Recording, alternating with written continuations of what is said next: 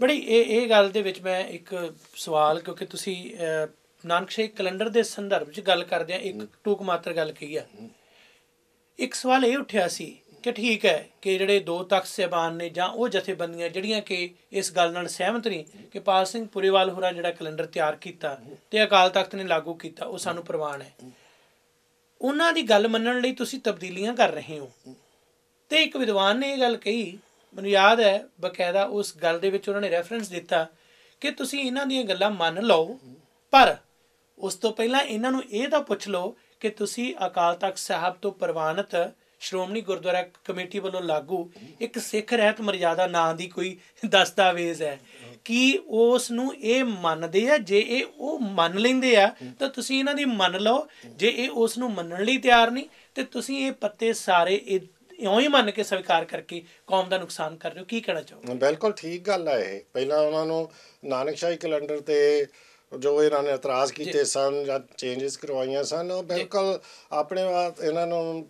ਸਵੈ ਪੜਚੋਲ ਕਰਨੀ ਚਾਹੀਦੀ ਹੈ ਕਿ ਅਸੀਂ ਤਾਂ ਬਾਕੀ ਹੁਕਮਨਾਮੇ ਮੰਨ ਨਹੀਂ ਰਹੇ, ਸਿਰਫ ਕੈਲੰਡਰ ਦੇ ਦੁਆਲੇ ਹੋ ਗਏ ਹਾਂ। ਸੋ ਇਸ ਵਾਸਤੇ ਇਹ ਉਹਨਾਂ ਦੀ ਜਿਹੜੀ ਦਲੀਲ ਆ ਉਸ ਦੇ ਵਿੱਚ ਕੋਈ ਵਜ਼ਨ ਨਹੀਂ ਹੈਗਾ। ਹੁਣ ਇੱਕ ਸਵਾਲ ਮੇਰੇ ਸਾਹਮਣੇ ਹੈ ਇਸੇ ਰੈਫਰੈਂਸ ਦੇ ਵਿੱਚ ਹੀ, ਕੀ ਅਕਾਲ ਤਖ਼ਤ ਸਾਹਿਬ ਦਾ ਇਹ ਹੁਕਮ ਹੈ ਕਿ ਸ੍ਰੀ ਗੁਰੂ ਗ੍ਰੰਥ ਸਾਹਿਬ ਜੀ ਦੇ ਬਰਾਬਰ ਕੋਈ ਹੋਰ ਰਚਨਾ, ਕੋਈ ਹੋਰ ਪੋਥੀ ਪ੍ਰਕਾਸ਼ ਨਹੀਂ ਕੀਤੀ ਜਾ ਸਕਦੀ? ਮੇਰਾ ਖਿਆਲ ਹੈ, ਮੈਂ ਇਹ ਆਦੇਸ਼ ਪੜ੍ਹਿਆ ਆ ਜੀ, ਸ਼ਾਇਦ ਵੇਦਾਂਤੀ ਸਾਹਿਬ ਨੇ ਇਸ਼ੂ ਕੀਤਾ ਸੀਗਾ ਕਿ ਸ੍ਰੀ ਗੁਰੂ ਗ੍ਰੰਥ ਸਾਹਿਬ ਜੀ ਦੇ ਬਰਾਬਰ ਹੋਰ ਕੋਈ ਪੁਸਤਕ ਦਾ ਪ੍ਰਕਾਸ਼ ਨਹੀਂ ਹੋ ਸਕਦਾ।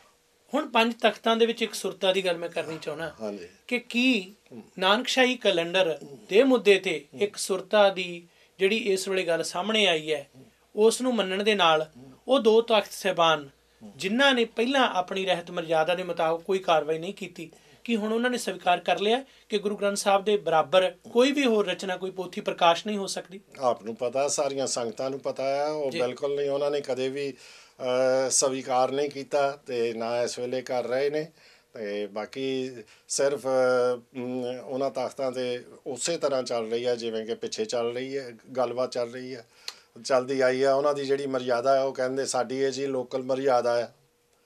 ਫਿਰ ਜਿਹੜੀ ਪੰਥਕ ਮਰਜ਼ਾਦਾ ਕਿੱਧਰ ਗਈ? ਜੇ ਲੋਕਲ ਮਰਜ਼ਾਦਾ ਹੈ ਫਿਰ ਤਾਂ ਹਰ ਇੱਕ ਪਿੰਡ ਵਾਲਾ ਕਹਿ ਸਕਦਾ ਸਾਡੇ ਜੀ ਲੋਕਲ ਮਰਜ਼ਾਦਾ ਇਹ ਆ।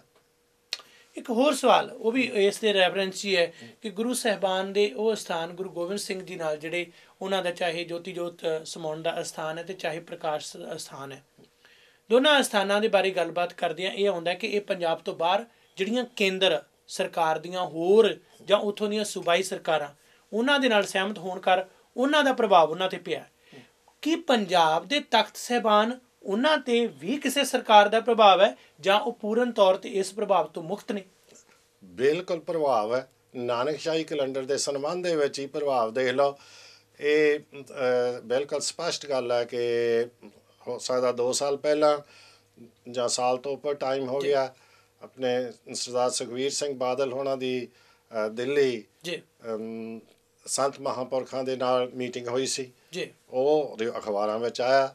ਉਸ ਮੀਟਿੰਗ ਦੇ ਵਿੱਚ ਉਹਨਾਂ ਨੇ ਸੰਤ ਮਹਾਂਪੁਰਖਾਂ ਨੂੰ ਯਕੀਨ ਦਿਵਾਇਆ ਸੀ ਕਿ ਅਸੀਂ ਨਾਨਕਸ਼ਾਹੀ ਕੈਲੰਡਰ ਦੇ ਵਿੱਚ ਤਬਦੀਲੀਆਂ ਕਰ ਦੇਵਾਂਗੇ। ਅਤੇ ਉਹਨਾਂ ਨੇ ਇਹ ਤਾਂ ਅਖਬਾਰ ਵਿੱਚ ਨਹੀਂ ਆਇਆ ਵੀ ਕਾਹਦੇ ਕਰ ਦੇਵਾਂਗੇ, ਪਰ ਇਹ ਅੰਡਰਸਟੂਡ ਆ ਕਿ ਜਿਹੜੇ ਸੰਤ ਮਹਾਂਪੁਰਖ ਉਹਨਾਂ ਦੀ ਸਪੋਰਟ ਕਰਨਗੇ ਜੇ ਤਬਦੀਲੀਆਂ ਕੀਤੀਆਂ ਗਈਆਂ। ਤਾਂ ਉਹ ਸਪੋਰਟ ਕਾਹਦੀ ਆ? ਆਉਣ ਵਾਲੀਆਂ SGPC ਦੀਆਂ ਇਲੈਕਸ਼ਨਾਂ ਦੇ ਵਿੱਚ ਵੋਟਾਂ ਦੀ।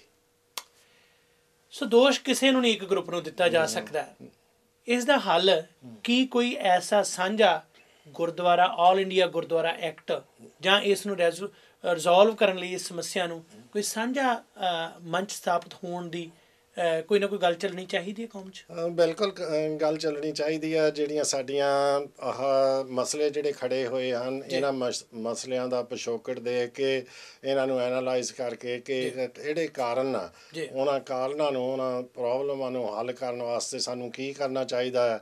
ਇਹ ਇੱਕ ਸਾਂਝਾ ਯਤਨ ਜਿਹੜਾ ਕੌਮ ਦੇ ਸਾਹਮਣੇ ਇਹ ਸਮੱਸਿਆ ਜਿਹੜੀ ਕੌਮ ਦੇ ਸਾਹਮਣੇ ਦਰਪੇਸ਼ ਹੈਗੀ ਆ। ਅਤੇ ਜੇ ਅਸੀਂ ਕੁਛ ਵੀ ਨਾ ਕਰੀਏ, ਇਸੇ ਤਰ੍ਹਾਂ ਰਹੀਏ, ਫਿਰ ਇਸੇ ਤਰ੍ਹਾਂ ਹੀ ਸਮੱਸਿਆਵਾਂ ਖੜੀਆਂ ਹੁੰਦੀਆਂ ਰਹਿਣਗੀਆਂ ਅਤੇ ਇਸੇ ਤਰ੍ਹਾਂ ਹੀ ਕੰਮ ਜਿਹੜਾ ਉਹ ਜਿਹੜਾ ਸਹੀ ਤਰੀਕੇ ਨਾਲ ਨਹੀਂ ਚੱਲਦਾ, ਵੀ ਆਪਣੀ ਆਪਣੀ ਮਰਜ਼ੀ ਨਾਲ ਕੰਮ ਹੁੰਦੇ ਰਹਿਣਗੇ।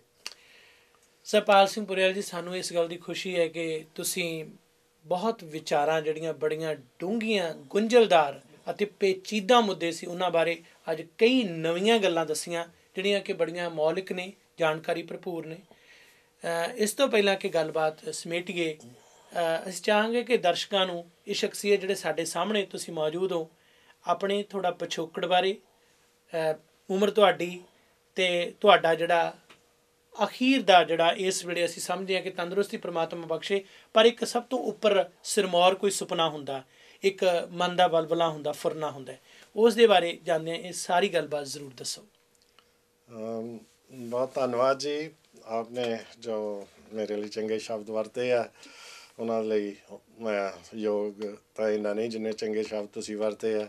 ਮੇਰਾ ਪਿਛੋਕੜ ਜਿਹੜਾ ਪਿੰਡ ਮੇਰਾ ਸ਼ੰਕਰ ਆ, ਨਕੋਦਰ ਦੇ ਕੋਲ ਆ, ਜਲੰਧਰ ਡਿਸਟ੍ਰਿਕਟ ਦੇ ਵਿੱਚ, ਅਤੇ ਮੈਂ ਮੁੱਢਲੀ ਵਿੱਦਿਆ ਜਿਹੜੀ ਆ ਆਪਣੇ ਖਾਲਸਾ ਸਕੂਲ ਤੋਂ ਪ੍ਰਾਪਤ ਕੀਤੀ। ਫਿਰ ਕਾਲਜ ਦੇ ਵਿੱਚ ਜਾ ਕੇ ਡਿਗਰੀ BSc ਦੀ ਕੀਤੀ, ਅਤੇ BT ਕਰਕੇ ਮੈਂ ਟੀਚਰ ਲੱਗਾ। ਇੰਗਲੈਂਡ ਵਿੱਚ 65 ਨੂੰ ਚਲੇ ਗਿਆ, ਉੱਧਰ ਮੈਂ ਇੰਜੀਨੀਅਰਿੰਗ ਵਿੱਚ ਚਲੇ ਗਿਆ। ਉੱਥੇ ਟੈਕਸਾਸ ਇੰਸਟਰੂਮੈਂਟਸ ਵਿੱਚ ਮੈਂ ਸੀਨੀਅਰ ਇੰਜੀਨੀਅਰ ਦੀ ਪੋਜੀਸ਼ਨ ਤੱਕ ਪਹੁੰਚਿਆ। ਨਾਲ ਨਾਲ ਮੇਰਾ ਜਿਹੜਾ ਐਸਟਰੋਨੋਮੀ ਮੇਰੀ ਹੌਬੀ ਸੀਗੀ, ਕਾਲਜ ਟਾਈਮ ਤੋਂ ਹੀ ਉਸ ਨੂੰ ਜਾਰੀ ਰੱਖਿਆ, ਅਤੇ ਮੈਂ ਕੈਲਕੂਲੇਸ਼ਨਾਂ ਹੱਥ ਨਾਲ ਕਰਦਾ ਰਿਹਾ ਕੈਲੰਡਰਾਂ ਦੀਆਂ, ਫਿਰ ਹੌਲੀ ਹੌਲੀ ਕੈਲਕੂਲੇਟਰਾਂ 'ਤੇ, ਫਿਰ ਕੰਪਿਊਟਰਾਂ 'ਤੇ। ਸੋ ਇਹ ਜਿਹੜਾ ਕੰਮਕਾਰ ਚੱਲਦਾ ਰਿਹਾ, ਅਤੇ ਨਾਨਕਸ਼ਾਹੀ ਕੈਲੰਡਰ ਹੋਣ ਦੇ ਵਿੱਚ ਉਸ ਦੇ ਸਿੱਟੇ ਦੇ ਤੌਰ 'ਤੇ ਆਇਆ। ਸੋ ਇਹ ਮੇਰੇ ਮਨ ਵਿੱਚ ਸ਼ਰਧਾ ਸੀ ਕਿ ਮੈਂ ਆਪ ਕੌਮ ਲਈ ਕੋਈ ਕੰਮ ਕਰ ਸਕਾਂ। ਉਸ ਸ਼ਰਧਾ ਦੀ ਨੂੰ ਗੁਰੂ ਮਹਾਰਾਜ ਦੀਆਂ ਅਸੀਸਾਂ ਦੇ ਨਾਲ ਉਹ ਪੂਰਨ ਹੋਈ, ਅਤੇ ਹੁਣ ਗਾਂਹ ਜਿਹੜਾ ਭਵਿੱਖ ਵਿੱਚ ਕੀ ਹੋਣਾ ਇਹ ਵੀ ਗੁਰੂ ਮਹਾਰਾਜ ਨੂੰ ਪਤਾ ਹੈ। ਅਸੀਂ ਤਾਂ ਅਰਦਾਸ ਕਰ ਸਕਦੇ ਹਾਂ ਸਾਡੀ ਕੌਮ ਦੀ ਚੜ੍ਹਦੀ ਕਲਾ ਹੋਵੇ। 2011 ਸੰਨ ਜਿਹੜਾ ਆ ਉਹ ਸਾਰੇ ਪਰਿਵਾਰਾਂ ਲਈ ਖੁਸ਼ੀਆਂ ਅਤੇ ਖੇੜਿਆਂ ਦਾ ਹੋਵੇ, ਸਾਡੀ ਕੌਮ ਦੇ ਵਿੱਚ ਏਕਤਾ ਹੋਵੇ, ਅਤੇ ਸਾਡਾ ਜਿਹੜਾ ਨਾਂ ਦੁਨੀਆ ਦੇ ਵਿੱਚ ਕੌਮ ਦਾ ਜਿਹੜਾ ਉਹ ਰੌਸ਼ਨ ਹੋਵੇ। ਅਤੇ ਦਾਸ ਜੀ ਉਮਰ ਤੁਸੀਂ ਪੁੱਛੀ ਸੀ, ਨਵੰਬਰ ਦੇ ਮਹੀਨੇ 78 ਸਾਲ ਹੋ ਗਏ, 79ਵਾਂ ਜਾ ਰਿਹਾ ਹੈ। ਸੋ ਗੁਰੂ ਦੀ ਬਹੁਤ ਕਿਰਪਾ ਮੇਰੇ 'ਤੇ ਰਹੀ ਹਰ ਤਰ੍ਹਾਂ। ਤੰਦਰੁਸਤ ਹੋ ਜੀ, ਬੜੇ ਚੜ੍ਹਦੀ ਕਲਾ 'ਚ। ਅਸੀਂ ਤੁਹਾਡੀ ਲੰਮੀ ਆਯੂ ਦੀ ਕਾਮਨਾ ਕਰਦੇ ਹਾਂ। ਅਤੇ ਕੈਨੇਡਾ ਕਿਹੜੇ ਵਰੇ ਆਏ? ਕੈਨੇਡਾ 'ਚ ਅਸੀਂ 1974 ਵਿੱਚ ਆਏ ਸੀਗੇ। ਸੋ 36 ਸਾਲ ਤਕਰੀਬਨ ਹੋ ਗਏ, ਅਤੇ 9 ਸਾਲ ਪਹਿਲਾਂ ਉਸ ਤੋਂ ਇੰਗਲੈਂਡ ਰਹੇ ਸੀ। ਸੋ 45 ਸਾਲ ਹੋ ਗਿਆ ਪੁਰਾਣਾ ਮੁਲਕ ਛੱਡੇ ਨੂੰ। ਪੁਰੇਵਾਲ ਸਾਹਿਬ, ਅਖੀਰ 'ਚ ਕੀ ਸੁਣਿਆ? ਬਹੁਤ ਬਹੁਤ ਧੰਨਵਾਦ ਜੀ। ਤੁਸੀਂ ਪਹਿਲਾਂ ਮੈਂ ਤੁਹਾਡਾ ਧੰਨਵਾਦ ਕਰਦਾ। ਤੁਸੀਂ ਬਹੁਤ ਡੂੰਘੀ ਇੰਟਰਵਿਊ ਲਈ, ਜੋ ਕੁਛ ਮੈਂ ਕੀਤਾ ਮੇਰਾ ਖਿਆਲ ਸਾਰੀ ਉਮਰ ਵਿੱਚ ਉਹ ਕੱਢ ਲਿਆ ਬਾਹਰ ਇੰਨੇ ਥੋੜ੍ਹੇ ਸਮੇਂ ਵਿੱਚ। ਅਤੇ ਬਾਕੀ ਮੇਰੀਆਂ ਸ਼ੁਭ ਇੱਛਾਵਾਂ ਅਤੇ ਸ਼ੁਭ ਕਾਮਨਾਵਾਂ ਸਾਰਿਆਂ ਸਰੋਤਿਆਂ ਵਾਸਤੇ, ਸਾਰੀ ਕੌਮ ਵਾਸਤੇ ਦਾਸ ਦੀ ਸ਼ੁਭ ਕਾਮਨਾਵਾਂ ਹਨ। ਅਤੇ ਅਖੀਰ ਵਿੱਚ ਬਹੁਤ ਬਹੁਤ ਧੰਨਵਾਦ, ਅਤੇ ਵਾਹਿਗੁਰੂ ਜੀ ਕਾ ਖਾਲਸਾ, ਵਾਹਿਗੁਰੂ ਜੀ ਕੀ ਫਤਿਹ।